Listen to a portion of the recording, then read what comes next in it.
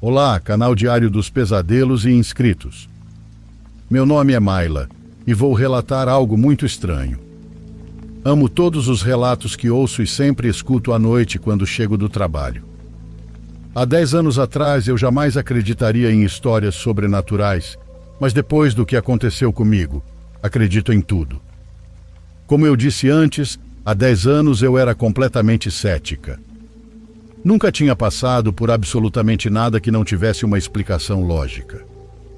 Morávamos em uma cidade relativamente grande aqui do estado e meu marido trabalhava em uma empresa de cana-de-açúcar durante o dia e a noite. Fazia um bico de taxista para complementar a renda. Eu sou professora e dava aulas no Ensino Fundamental 2. Vivíamos tranquilos, mas com muitas contas para pagar, pois havíamos acabado de nos casar e precisávamos quitar as despesas do casamento e os móveis que compramos. Então meu esposo trabalhava de segunda a sexta como taxista e só chegava por volta da meia-noite.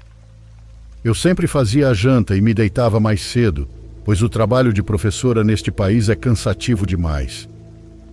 Em uma noite chuvosa e fria, me ajeitei para dormir por volta das 22 horas.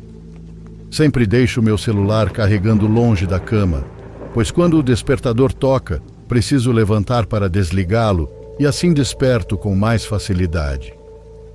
Pois bem, dormi profundamente e acordei com o celular fazendo barulho de mensagens chegando. Quando me virei, meu marido já havia chegado e estava deitado ao meu lado, dormindo. Estranhei ele estar todo enrolado na coberta, pois geralmente é muito calorento, porém nem liguei. Provavelmente tinha pegado chuva e friagem. Me levantei devagar para não acordá-lo e fui ao banheiro, que ficava fora do quarto. Peguei o celular para ver o que eram aquelas mensagens que chegavam uma atrás da outra, me acordando com o barulho. Me sentei no vaso e fui olhar. O meu sangue gelou no mesmo instante. Era meu marido me dizendo que foi fazer uma corrida para a cidade vizinha e que o carro havia estragado. Ele disse que só conseguiria chegar no outro dia e estava me avisando para eu não me preocupar.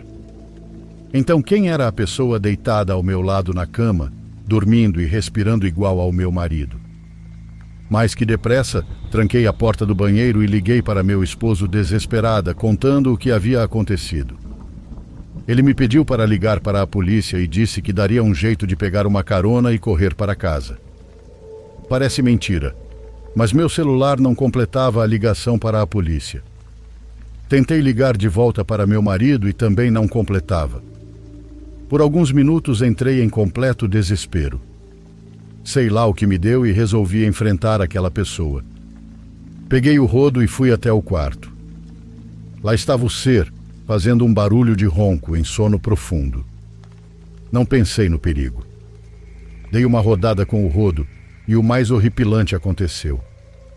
Não tinha nada embaixo da coberta. Ela simplesmente se desfez sobre a cama como se fosse puro ar. Não minto quando digo que fiquei paralisada de pavor. Não tinha pernas para correr nem voz para gritar. Foi quando senti um sopro atrás da orelha e uma risada. Eu só corri. Saí de casa desesperada, em meio à chuva. Pedi ajuda a uma vizinha que me acolheu, mas não acreditou em mim. Eu sei o que eu senti e vi, e desde esse dia acredito sim, no sobrenatural. Não quis mais ficar naquela casa e até hoje, ao acordar, verifico se quem está ao meu lado é realmente o meu marido.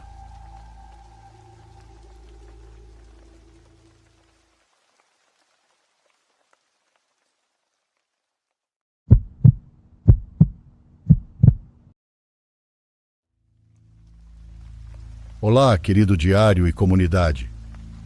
Me chamo Ana, frequentemente estou nos comentários, e este relato é o mais pesado que vivi em meio a tantas situações pelas quais já passei. Eu nasci de uma promessa feita dentro de um centro de candomblé, no qual meu pai era cavalo, nome dado aos guias de incorporação ou entidades incorporadas para facilitar o entendimento. Portanto, desde pequena convivia diretamente com a mediunidade e com entidades sobre as quais muitos evitam falar. Até a idade de 9 anos, Eu via muitas coisas através de meu finado pai incorporado e observava minha mãe sempre o ajudando.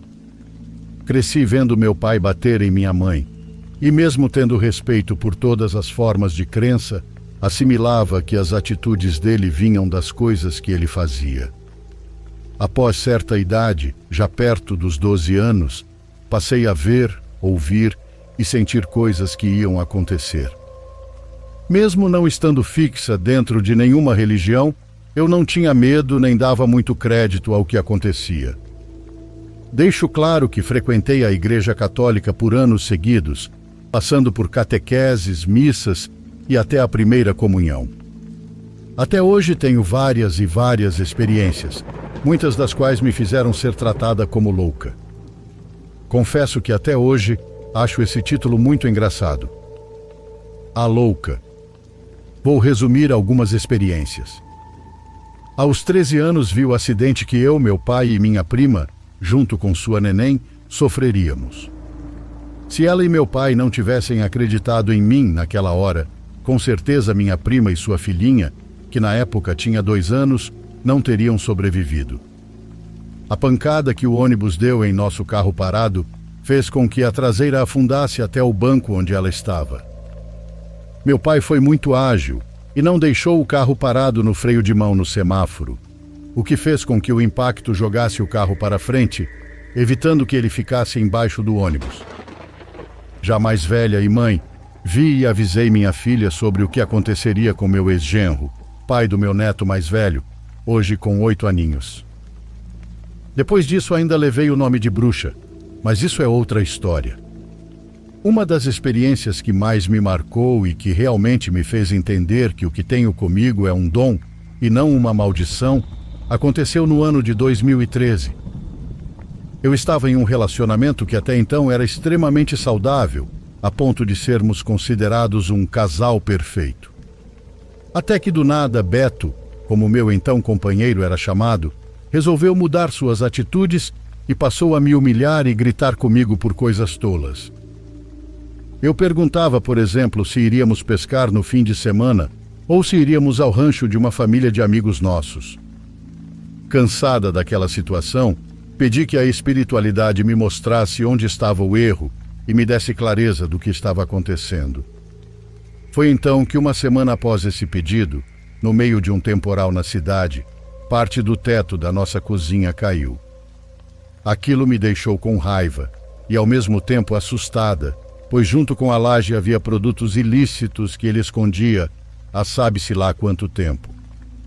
Minha primeira reação foi ligar para a irmã dele e pedir que fosse pessoalmente ver o que estava acontecendo.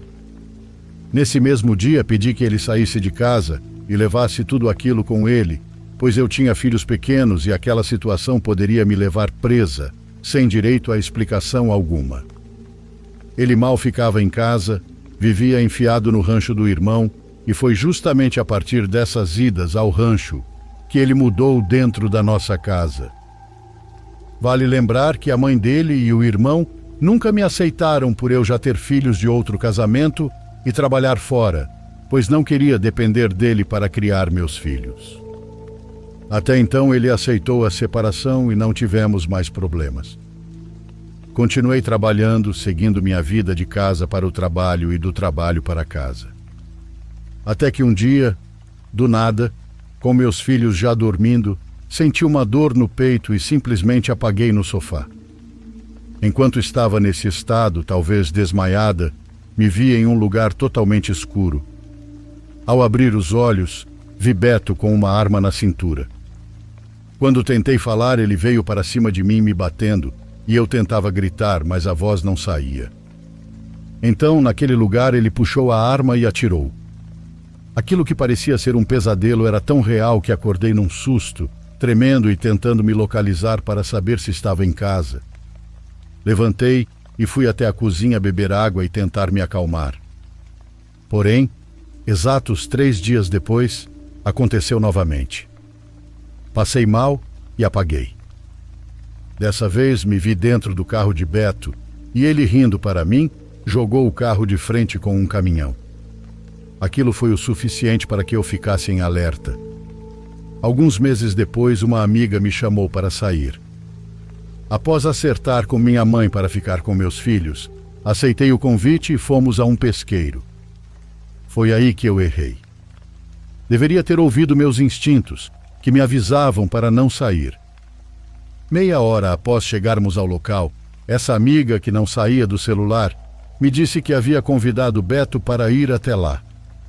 Meu corpo inteiro gelou e quando fiz menção de levantar, vi Beto entrando no salão onde estávamos. Fiquei pálida. Ele, rindo, chegou bem perto de mim e perguntou se eu poderia falar com ele ou se ele poderia fazer ali mesmo o que havia planejado, mostrando a arma na cintura. Respirei fundo e disse que tudo bem, que poderíamos conversar. Tentei ser o mais fria possível e saí do local com ele atrás de mim. Quando chegamos perto do carro dele, vi que a porta estava aberta e o motor ligado. Ele passou por mim, entrou pelo banco do passageiro e, me agarrando pelo cabelo, que era abaixo da cintura, me puxou para dentro do carro, saindo com a porta aberta. Foi ali que fechei os olhos e pedi que aquele a quem eu havia sido prometida antes de nascer me protegesse e me permitisse voltar aos meus filhos. Passei 4 longas horas nas mãos dele, sendo agredida. Sei que ele não tirou minha vida porque mesmo toda machucada eu não sentia as pancadas, e talvez por isso não tenha desmaiado, o que pode ter feito com que ele desistisse do ato. Ele me ajeitou novamente no banco e fechou a porta. Foi quando me lembrei da estrada cheia de caminhões e tentei sair do carro desesperada, sem perceber que meus pés estavam quase quebrados pelas pancadas com um pedaço de pau. Ele me puxou novamente pelo cabelo e, no desespero, acabei mordendo seu braço direito, quase arrancando um pedaço. Foi ali que vi o ódio nos olhos dele. Ele ligou o carro, xingando, acelerando, e entrou na pista. Foi então que desmaiei. Algum tempo depois, acordei com ele batendo no meu rosto, me chamando, e me fez descer do carro exatamente no local de onde havia me tirado. Toda machucada, consegui descer, e ele saiu disparado como um louco ao ver que algumas pessoas vinham em minha direção. Quando me viram, correram para me socorrer. Fui para o hospital, depois para a delegacia. Foram 3 dias fazendo exames dentro da delegacia, até que, à custa de calmantes, me colocaram para dormir. E sonhei com ele de novo. Dessa vez o vi pendurado em uma árvore, me chamando e pedindo perdão pelo que tinha feito. Foi horrível e desesperador acordar ouvindo o grito dele. Mas foi ainda mais horrível receber a notícia de que ele havia se enforcado de madrugada naquela mesma noite.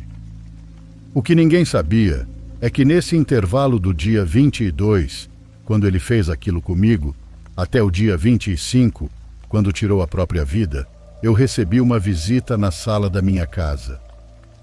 Essa visita me avisou que o que ele havia feito não ficaria sem punição. Aquele homem sentado no meio da sala, de cabeça baixa, balançando a cabeça enquanto parecia me vigiar, me fez entender que talvez a espiritualidade não apenas proteja, mas também cobre. Se eu tivesse respeitado aquela bendita sensação de negação para sair, se eu tivesse me atentado aos sonhos que me alertaram antes de tudo acontecer, é sempre o famoso se, mas provavelmente eu não teria passado por isso. Se me perguntarem em quem eu creio, respondo sem pensar. É claro que é em Deus. Porém, até hoje sou grata também àquela voz que me disse: você não vai sentir dor, pois não vou deixar. Mas vai se lembrar e ouvir pelo resto da vida as pancadas que recebeu. Obrigada por receberem minha história. Espero ter a chance de contar muitas outras que vivi e ainda vivo até hoje. Um abraço, meus amigos do canal Diário dos Pesadelos. Se vocês estão gostando dos relatos, deixem um like para fortalecer o canal. E caso você tenha algum para nos enviar, o e-mail está na descrição do vídeo. Agora continuamos.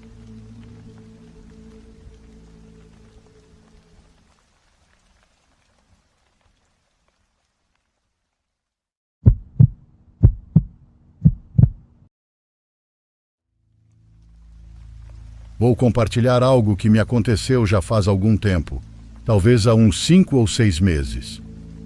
Certa vez fiquei responsável por cuidar de uma moça na Santa Casa. Por coincidência, a companheira de quarto dela também estava internada. Com isso, o apartamento das duas ficou vazio. Eu ficaria ali apenas alguns dias acompanhando-a. Numa tarde, alguém foi visitá-la. Depois de conversarem um pouco, essa pessoa lhe entregou uma bolsa, aparentemente bastante aflita. Disse que estava trazendo o duende, porque já não aguentava mais conviver com ele, já que era muito travesso. Além disso, ele brigava com o outro duende que ela tinha. Chegavam a se morder e derrubavam as coisas da casa. Achei aquilo tudo muito estranho, mas não era uma conversa que me diz respeito. Ainda assim, não conseguia tirar os olhos da bolsa, porque de vez em quando ela parecia se mexer, como se houvesse algum animalzinho ou ser vivo dentro. Quando essa pessoa foi embora, a mulher tirou da bolsa um boneco. Era a figura de um duende, talvez de plástico, resina ou algum material parecido. O fato é que ele era extremamente feio. Só de olhar para aquele objeto senti um mau pressentimento. Nem eu mesma entendia por que comecei a sentir medo. Ela, por outro lado, como se fosse seu brinquedo favorito, colocou aquele boneco horrível sobre o travesseiro e fechou os olhos. Sempre que a moça fazia isso, dormia por 1 hora ou mais. Então eu também aproveitava para descansar. Lembro que em uma ocasião, abri os olhos porque senti que alguém estava me observando. Foi então que vi o duende mexer uma das pernas, como se estivesse se ajeitando na posição em que deveria ficar.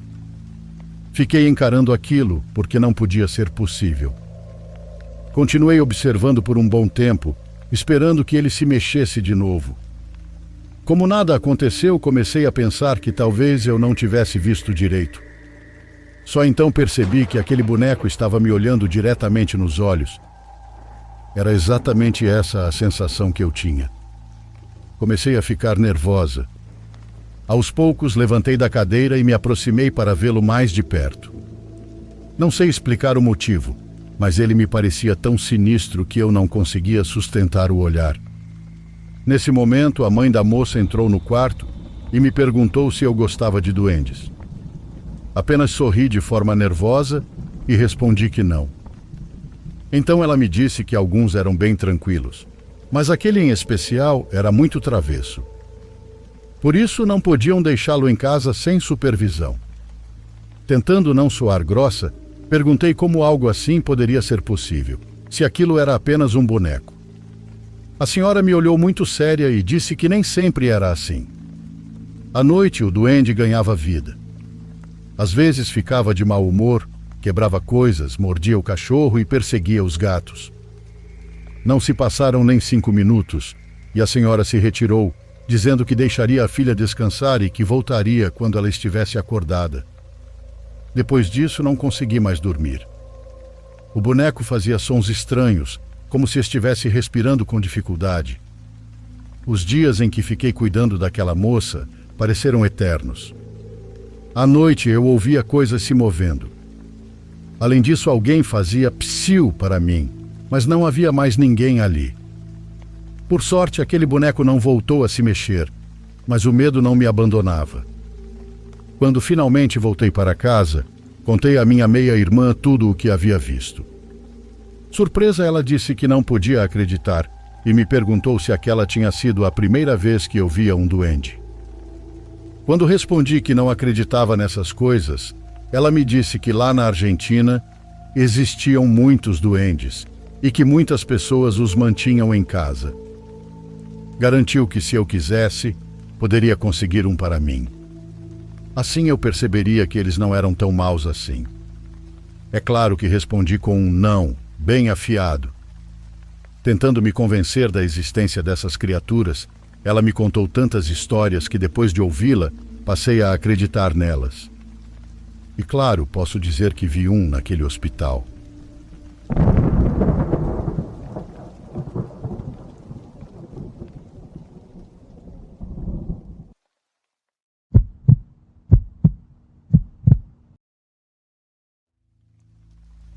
Boa noite, Diário dos Pesadelos. Primeiramente, agradeço por fazer parte da minha rotina de sono. Agora, sem enrolação, indo direto ao ponto, isso aconteceu quando eu era criança, por volta dos meus 8 anos. Minha irmã mais nova tinha 6. Migramos com nossos pais e morávamos em um lugar extremamente isolado na Alemanha. Se tratava de uma casa antiga, cercada por uma floresta densa, sem vizinhos, na cidade de Berchtesgaden. A casa mais próxima ficava a mais de 2 quilômetros de distância e à noite a sensação de solidão era esmagadora, como se o mundo simplesmente acabasse na linha das árvores. Naquela noite meus pais saíram com meu tio. Era apenas para beberem um pouco, nada fora do comum. E minha irmã e eu ficamos sozinhos em casa. Isso não era um grande problema para nós. Eles costumavam sair com frequência e já estávamos acostumados. Preparei alguns lanches e fomos assistir televisão juntos no quarto dos meus pais, no andar de cima. Sempre gostávamos daquele quarto, porque ele parecia mais seguro do que o resto da casa. A cama grande, as paredes grossas e a janela que dava para nada além de floresta e escuridão nos traziam uma sensação de proteção. Depois de 1 ou 2 horas, acabamos pegando no sono. Em algum momento, a televisão se desligou sozinha. Então, no meio da noite, acordei com um som que fez meu sangue gelar instantaneamente. Socorro! Veio de fora da janela, logo abaixo dela, que estava aberta. Acordei completamente na mesma hora. Não houve confusão, nem aquela sensação de estar meio sonhando. Eu apenas fiquei ali encarando a escuridão, com o coração batendo tão forte que eu conseguia ouvi-lo nos ouvidos. Por um instante tentei me convencer de que tinha imaginado tudo.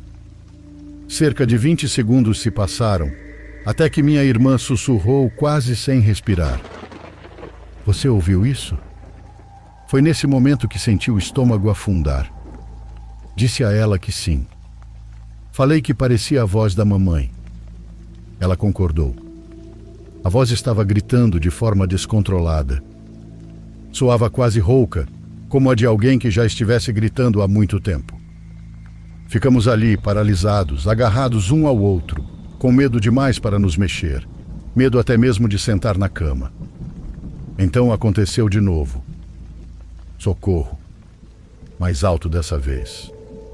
Socorro! Algo dentro de mim se rompeu. Pulei da cama e corri até a janela, mesmo com todos os meus instintos dizendo para não fazer isso. Do lado de fora, a noite era completamente preta. A floresta engolia tudo além de poucos metros de distância. Gritei o mais alto que consegui com a voz tremendo. Mãe, você está aí? Onde você está? Mas ninguém respondeu. Minha irmã perguntou se a mamãe estava lá fora, o que ela estava fazendo ali, mas eu não sabia o que dizer. Então o grito veio de novo. A mesma voz, a mesma palavra, o mesmo desespero. Comecei a gritar de volta, chorando. Mãe, onde você está? Por favor, responde. Mas não houve resposta. Voltei correndo para a cama. Nós dois chorávamos sem conseguir parar. Eu nunca tinha sentido um medo assim antes.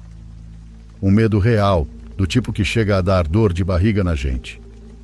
Quando aconteceu novamente, mandei minha irmã ficar na cama. Eu ia buscar o telefone. Não sei de onde tirei coragem, mas lembro de descer as escadas correndo tão rápido que meus pés mal tocavam os degraus. Cada sombra parecia algo prestes a saltar sobre mim. Peguei o telefone e subi correndo de volta, com o coração disparado a ponto de achar que eu ia desmaiar. Liguei para o número da minha mãe. Nada. Depois, para o do meu pai. Nada. Não tínhamos notícias deles desde que saíram. Então mais um grito apareceu pela janela aberta. A partir desse momento, minha irmã e eu nem falávamos mais. Apenas nos agarramos um ao outro, chorando, até que acabamos adormecendo. Ainda vestidos e completamente aterrorizados. Quando acordamos na manhã seguinte, por volta das 8 horas, a cama estava vazia. Por um segundo achei que tudo tinha sido apenas um pesadelo, até que me lembrei de tudo de uma vez. Ainda tremendo, descemos as escadas. A casa estava em silêncio. Não havia sinal dos nossos pais nem de ninguém que tivesse estado ali.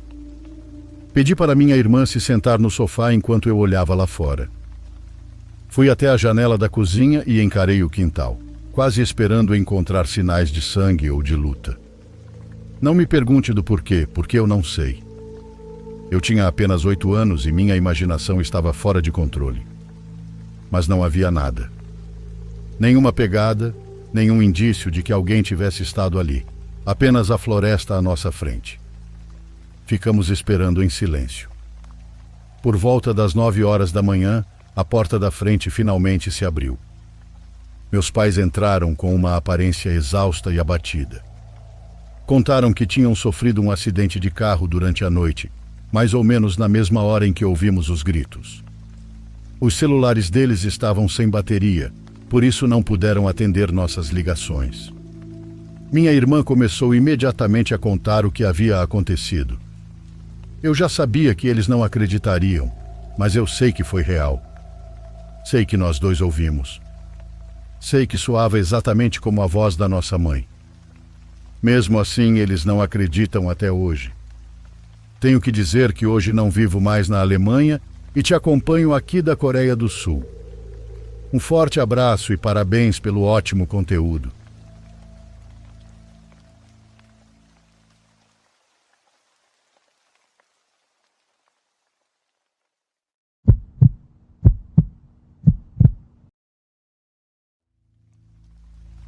É um prazer mandar minha história para o Diário dos Pesadelos. Começo dizendo que anos atrás, quando eu ainda era adolescente, meu amigo Justino e eu tínhamos o hábito de andar de longboard à noite. Para quem não sabe, é basicamente um skate maior. Éramos notívagos, e a escuridão nos dava uma sensação de liberdade.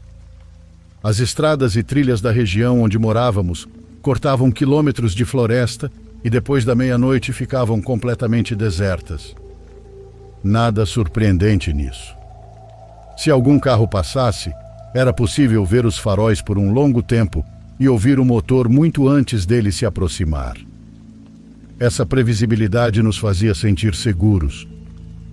Gostávamos tanto disso que andávamos por quilômetros, às vezes só voltando para casa quando o céu já começava a clarear. Numa certa noite decidimos ir mais longe do que o normal. A alguns quilômetros das nossas rotas habituais, havia um caminho escondido de que gostávamos muito. Ele quase não recebia manutenção, então era só uma faixa estreita de asfalto que dividia um lago longo com água barrenta dos dois lados e árvores se fechando ao redor. Depois de chuvas fortes, o caminho ficava parcialmente alagado e desaparecia por semanas. Por isso queríamos percorrê-lo antes que o tempo virasse de novo. O trajeto tinha cerca de 2 quilômetros, com uma névoa baixa pairando sobre a água. Quando chegamos ao fim do lago, em vez de voltarmos, seguimos adiante. O caminho ficou ainda mais estreito e desembocava diretamente em uma área protegida de mata fechada. Esse lugar não era como as outras trilhas, pois não havia casas por perto, nem ruído de estrada, nem sinais de tráfego humano. As árvores cresciam altas e muito próximas umas das outras, com os galhos se entrelaçando sobre nossas cabeças. O asfalto descia e, quando chegamos ao topo da inclinação, paramos e olhamos para a escuridão abaixo. Foi então que vimos aquilo. No fundo da descida, bem à frente, havia um pequeno ponto de luz em movimento. Era fraco, quase como uma brasa flutuando. Ele se movia lentamente, depois parava e, em seguida, mudava de direção de um jeito que não fazia sentido. Não apontamos a lanterna. Havia algo naquela cena que nos fez instintivamente ficar parados. Sussurramos um para o outro, tentando adivinhar o que poderia ser. Talvez um ciclista, alguém acampando, ou algum animal com uma etiqueta refletiva. Então tudo aconteceu de uma vez. Aquela única luz se fragmentou em vários feixes cegantes, e o silêncio foi rasgado por motores acelerando de forma agressiva. O barulho ficou ensurdecedor depois de tanto silêncio. Nossos olhos ainda não tinham se ajustado e não conseguíamos ver nada com clareza. Não pensamos, apenas corremos. Abandonamos os longboards e a adrenalina assumiu enquanto disparávamos de volta pelo caminho de onde tínhamos vindo. Gritos apareceram atrás de nós, vozes altas e furiosas misturadas ao som dos motores e do que parecia tiros de armas de fogo. Quando achamos que estávamos perdidos, vimos uma abertura escura na encosta. Se tratava de uma depressão íngreme e tomada por mato, escavada sob raízes retorcidas. Nos jogamos ali, rastejando para dentro da terra e das folhas, pressionando nossos corpos contra o chão, enquanto o barulho passava rugindo ao nosso lado. Não respiramos. Do nosso esconderijo, vimos quando eles chegaram ao ponto onde estávamos segundos antes. Eram 4 homens. 2 estavam em quadriciclos e 2 em motocicletas grandes. Os faróis cortavam a floresta, iluminando troncos e galhos baixos. Eles gritavam uns com os outros, furiosos, mas não conseguíamos entender as palavras. Por um momento pensamos que talvez fossem guardas florestais, mas essa ideia morreu rápido. Nunca tínhamos visto patrulhas naquela área, muito menos à noite, e certamente não em veículos totalmente inadequados para trilhas asfaltadas. Aqueles homens estavam querendo matar alguém naquela noite. Eles começaram a gritar: "Sabemos que vocês estão aí, seus bostas." Ficamos completamente parados, mal ousando respirar. Correr teria nos condenado na mesma hora. Então esperamos. De repente, o som de vidro se estilhaçando ecoou pelas árvores, seguido por um deles gritando: "Achem eles agora!" Foi nesse momento que a esperança desapareceu. Eles se dividiram, os motores se afastaram em direções diferentes e os faróis varreram a mata como holofotes de busca.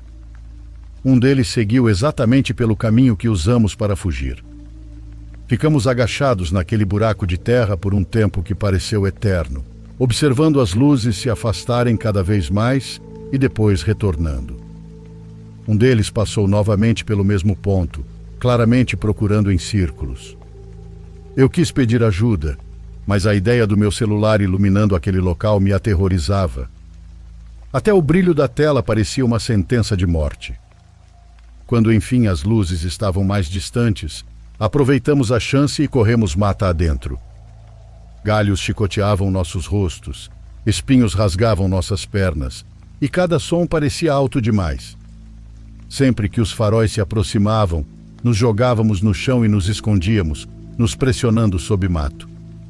À medida que a floresta ficava mais rala, se camuflar piorava, e o terror de ficar quase exposto enquanto motores passavam por perto é algo que nunca mais senti em igual intensidade. Por fim saímos da mata e chegamos ao cruzamento de 2 estradas principais, longe de onde tudo tinha começado.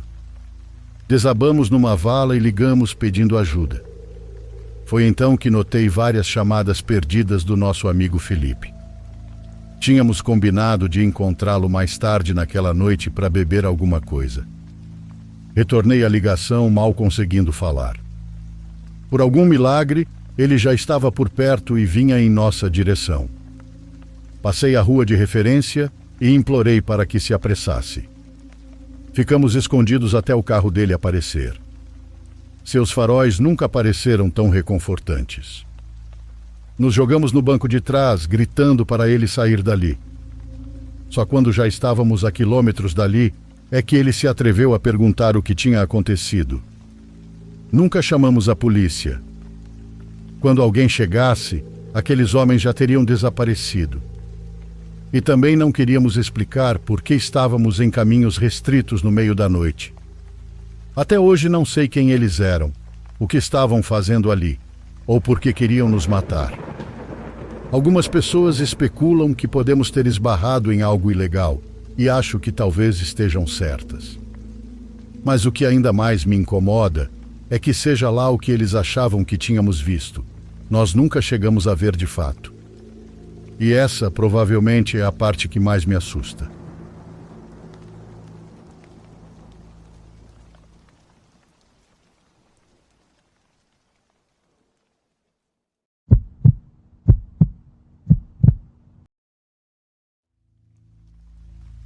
Olá a todos que me ouvem no Diário dos Pesadelos.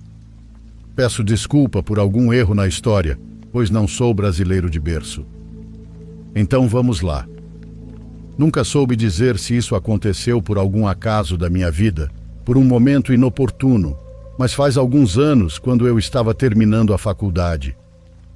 Eu costumava virar à noite para adiantar meus trabalhos finais, assim o tempo não ficava me pressionando com os prazos. Por isso, de vez em quando, eu tomava um café à noite para conseguir ficar acordado por mais algumas horas e terminar tudo. Normalmente às 11 da noite, no máximo, eu já estava dormindo, mas naquela ocasião fiquei trabalhando nos meus projetos até 2:30 da manhã. Eu morava sozinho em um apartamento alugado perto do centro de Bogotá, na Colômbia. Nunca havia acontecido nada estranho ali que me tirasse o sono. Naquela noite eu tinha acabado de salvar meu trabalho no computador, tirei os fones de ouvido, os coloquei sobre a mesa e desliguei o computador. Foi então que ouvi um som parecido com o barulho que as patinhas de um cachorro fazem quando correm pela casa, com as unhas batendo no piso. Eu me virei para procurar porque eu não tinha cachorro. Na verdade, eu nem sabia se naquele prédio animais eram permitidos. Além disso, o barulho não vinha do andar de cima. Ele parecia vir de trás de mim, mais ou menos da região da cozinha. Então me levantei e comecei a procurar, mas além de tudo já ter ficado em silêncio, não vi nada. Quando estava na cozinha, passei a ouvir o barulho perto do meu quarto. Parecia claramente um cachorrinho, pois pelo som dava para imaginar que era de uma raça pequena, correndo por ali. Fiz o mesmo. Corri até lá.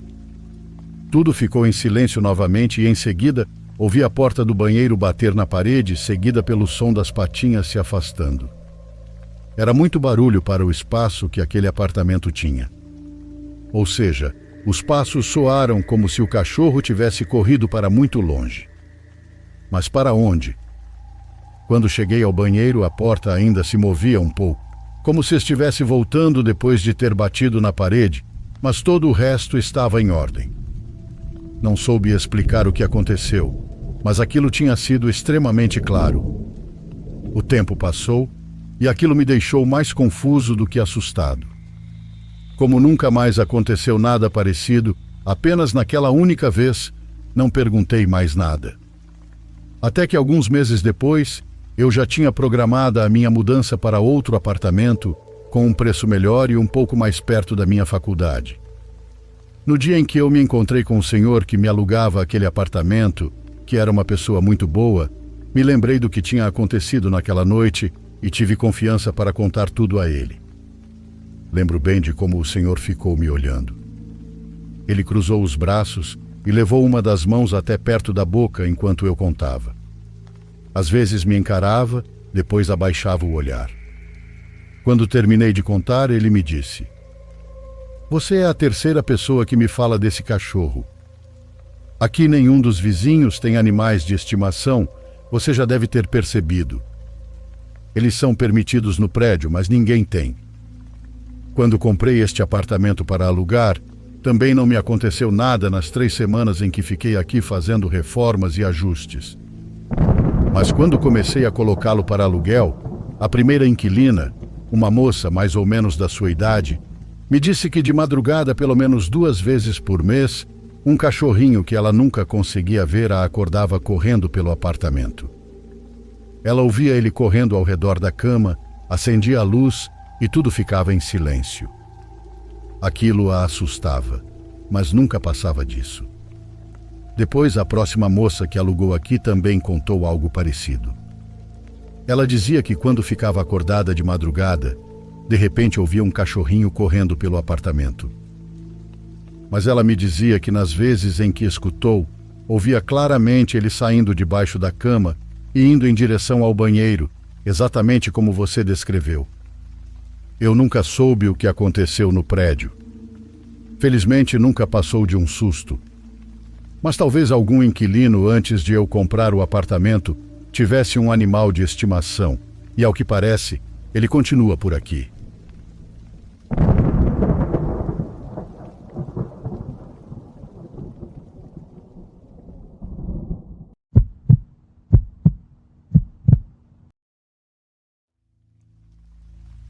Isso aconteceu há alguns anos na casa da minha vozinha, aqui em Santarém, no Pará. Certa vez um dos meus tios comprou um tabuleiro de Ouija e, sem avisar ninguém, começou a usá-lo no quarto dele. A casa da minha avó era bastante grande, mas também muito antiga. Era daquelas construções que tinham cisterna para armazenar água. Com o passar dos dias, no quintal onde ficava esse reservatório, minha avó começou a ver um homem parado em um canto, ou pelo menos a silhueta dele. No início ela achou que fosse coisa da imaginação, mas um mês depois voltou a vê-lo, só que agora ele já estava no meio do quintal. Conforme o tempo passava e meu tio continuava brincando com o tabuleiro, a figura daquele homem ia se aproximando cada vez mais da casa. Depois do quintal onde ficava a cisterna, havia outro espaço onde estava o tanque de lavar roupas. Em seguida, vinham os quartos da família, o banheiro e a cozinha. O terreno era muito grande. Um dia, quando minha avó saiu ao quintal, viu aquele homem parado muito perto de onde ficavam os quartos, praticamente prestes a entrar. Então, já preocupada e assustada com o que aquilo pudesse fazer, ela pediu ao meu tio que tirasse a Ouija de casa e contou a ele o que estava vendo. Tentou convencê-lo de que ainda havia tempo para evitar que algo ruim acontecesse. Eles discutiram por um bom tempo, mas meu tio se recusou a se desfazer do tabuleiro, alegando que não acreditava nessas coisas.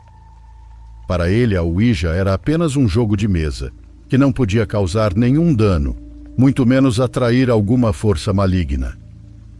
Assim, continuou usando o tabuleiro, mesmo contra tudo o que minha avó dizia. Um dia, minha avó aproveitou que meu tio tinha viajado para entrar no quarto dele e se livrar da Ouija de uma vez por todas. Junto com uma das minhas tias, foi falar com o padre. Depois de explicar o que estava acontecendo, ele disse que poderia ajudá-las a se desfazer do tabuleiro, pois seria difícil que elas conseguissem fazer isso sozinhas. Ele contou à minha avó algo que a assustou. Disse que se simplesmente jogassem a Ouija fora, ela acabaria voltando para a casa. E mesmo que tentassem queimá-la, não conseguiriam, porque aquele tabuleiro já estava trabalhado e provavelmente já havia sido usado em algum velório. O pior de tudo foi quando o padre disse que a entidade que meu tio havia chamado já estava dentro da casa e que agora seria preciso expulsá-la. Então, ele deu água benta para que minha avó borrifasse por toda a casa, além de algumas imagens para colocar nas portas, a fim de conter o que quer que fosse aquilo. Também entregou um livro com orações que ela deveria rezar enquanto espalhava a água benta. Advertiu que a maior dificuldade seria lidar com meu tio, pois aquilo não iria agradá-lo, talvez porque ele já estivesse muito viciado na Ouija, ou talvez porque já estivesse contaminado por algum mal. Alguns dias depois, fomos visitar a casa da minha avó, e eu fiquei no quintal brincando. De repente, vi aquele homem. Ele era tão estranho que gritei de susto. Vi minha avó vir até mim e perguntar o que estava acontecendo. Como pude, disse que tinha visto um homem. Entramos na casa e minha avó começou a contar para minha mãe tudo o que havia acontecido por causa do jogo de Ouija do meu tio. Na verdade, eles ainda estavam chateados porque o padre tinha ficado com o tabuleiro para se desfazer dele. Minha avó me perguntou exatamente onde eu tinha visto aquele homem, pois era evidente que ele ainda não tinha ido embora. Apontei com o dedo. Então ela jogou água benta naquele lugar e rezou algumas orações. Graças a Deus, aquele homem nunca mais voltou a aparecer por ali. Com o tempo, meu tio e minha avó voltaram a se falar.